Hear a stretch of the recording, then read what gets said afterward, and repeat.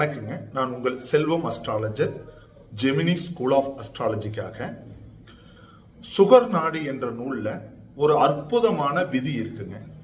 அது என்ன விதி அப்படின்னா, ஒருத்தர் எப்படி நிறைய சொத்துக்கள் வச்சிருக்காரு, நிறைய காரு, நிறைய வீடு, நிறைய பங்களா, ஏகப்பட்ட சொத்துக்கள், கோடிக்கணக்கான சொத்துக்கள் ஒருத்தருக்கு எப்படி வருது அப்படிங்கிற இடத்துல ஒரு பாடல் வரிகள்ல சொல்லப்பட்டிருக்கக்கூடிய விதியை நான் விளக்கமா உங்களுக்கு சொல்றேன். அதாவது ஒருத்தரோட ஜாதகத்துல சுக்கிரனுக்கு 9ஆம் அதிபதியும் 10ஆம் அதிபதியும், சுக்கிரனுக்கு 9ஆம் அதிபதியும் 10ஆம் அதிபதியும், உதாரணத்துக்கு மீனத்துல சுக்கிரன் இருக்கிற மாதிரி இருந்தா செவ்வாய் குருவும் 9ஆம் அதிபதியும் 10ஆம் அதிபதி ஆவாங்க. இவங்க லக்கணத்தோட தொடர்பு கொண்டாலும் அல்லது 4ஆம் பாவத்தோட தொடர்பு கொண்டாலும் இவர்களுக்கு மிக பிரம்மாண்டமான அசட் யோகமாயி அது பெரிய வேலை செய்கிறது. இதை பத்தி நான் உங்களுக்கு கமெண்ட்ல முழு வீடியோவா கொடுத்திருக்கேன், பாருங்க.